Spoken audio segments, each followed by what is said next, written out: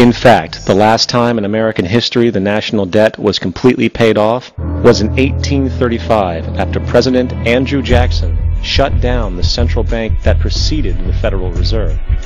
In fact, Jackson's entire political platform essentially revolved around his commitment to shut down the central bank, stating at one point, "The bold efforts the present bank has made to control the government are but premonitions of the fate that awaits the American people should they be deluded into a perpetuation of this institution or the establishment of another like it."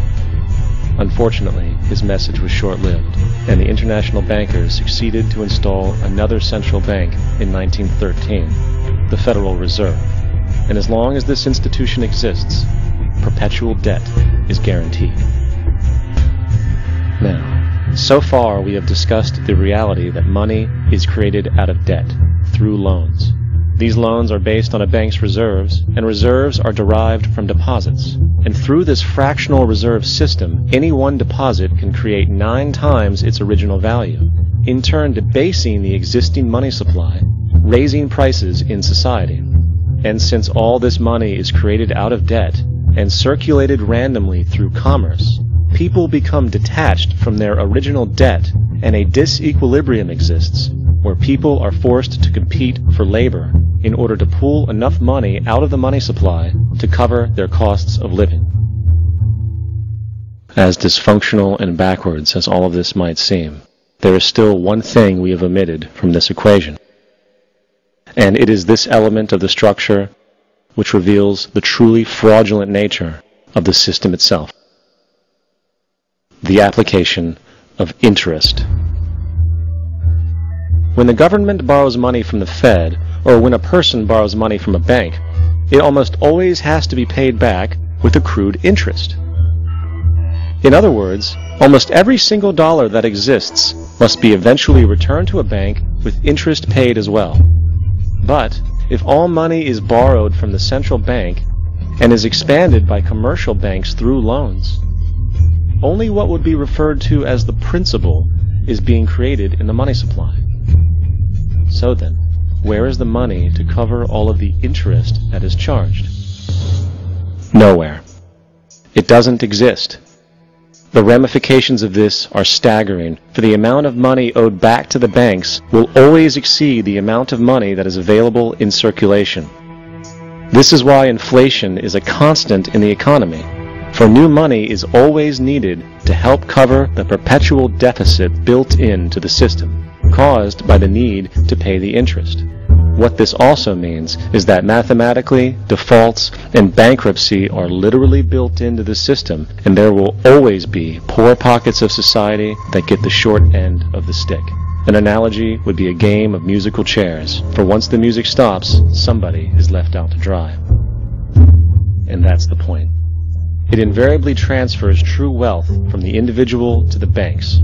For if you are unable to pay for your mortgage, they will take your property. This is particularly enraging when you realize that not only is such a default inevitable due to the fractional reserve practice, but also because of the fact that the money that the bank loaned to you didn't even legally exist in the first place. In 1969, there was a Minnesota court case involving a man named Jerome Daley, who was challenging the foreclosure of his home by the bank which provided the loan to purchase it. His argument was that the mortgage contract required both parties, being he and the bank, each put up a legitimate form of property for the exchange. In legal language, this is called consideration. Mr. Daley explained that the money was, in fact, not the property of the bank, for it was created out of nothing as soon as the loan agreement was signed. Remember what modern money mechanics stated about loans? What they do when they make loans is to accept promissory notes in exchange for credits. Reserves are unchanged by the loan transactions, but deposit credits constitute new additions to the total deposits of the banking system. In other words, the money doesn't come out of their existing assets. The bank is simply inventing it, putting up nothing of its own, except for a theoretical liability on paper. As the court case progressed, the bank's president, Mr. Morgan, took the stand, and in the judge's personal memorandum, he recalled that The plaintiff, bank's president, admitted that, in combination with the Federal Reserve Bank, did create the money and credit upon its books by bookkeeping entry. The money and credit first came into existence when they created it. Mr. Morgan admitted that no United States law or statute existed which gave him the right to do this. A lawful consideration must exist and be tendered to support the note. The jury found that there was no lawful consideration, and I agree. He also poetically added, "Only God can create something of value out of nothing." And upon this revelation, the court rejected the bank's claim for foreclosure, and Daley kept his home. The implications of this court decision are immense. For every time you borrow money from a bank, whether it is a mortgage loan or a credit card charge, the money given to you is not only counterfeit, it is an illegitimate form of consideration, and hence voids the contract to repay, for the bank never had the money as property to begin with. Unfortunately, such legal realizations are suppressed and ignored, and the game of perpetual wealth transfer and perpetual debt continues. And this brings us to the ultimate question: why?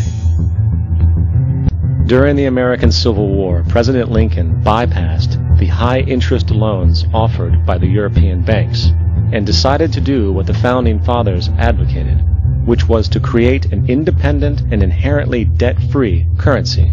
It was called the greenback.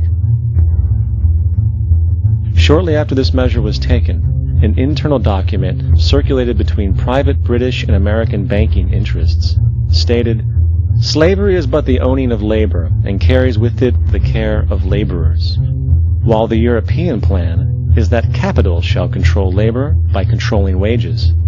This can be done by controlling the money. It will not do to allow the greenback, as we cannot control that." The fractional reserve policy perpetrated by the Federal Reserve, which has spread in practice to the great majority of banks in the world, is, in fact, a system of modern slavery. Think about it. Money is created out of debt. And what do people do when they are in debt? They submit to employment to pay it off.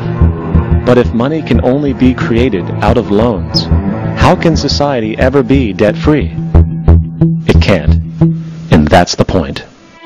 And it is the fear of losing assets coupled with the struggle to keep up with the perpetual debt and inflation inherent in the system, compounded by the inescapable scarcity within the money supply itself, created by the interest that can never be repaid, that keeps the wage slave in line, running on the hamster wheel with millions of others, in effect powering an empire that truly benefits only the elite at the top of the pyramid.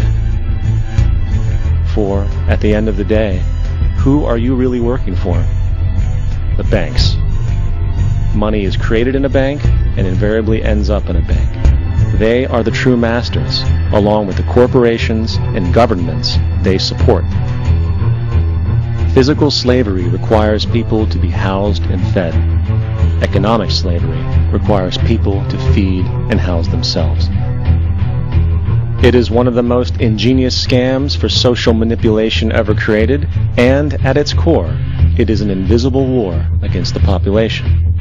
Debt is the weapon used to conquer and enslave societies, and interest is its prime ammunition. And as the majority walks around oblivious to this reality, the banks, in collusion with governments and corporations, continue to perfect and expand their tactics of economic warfare, spawning new bases, such as the World Bank and International Monetary Fund, while also inventing a new type of soldier, the birth of the economic hitman.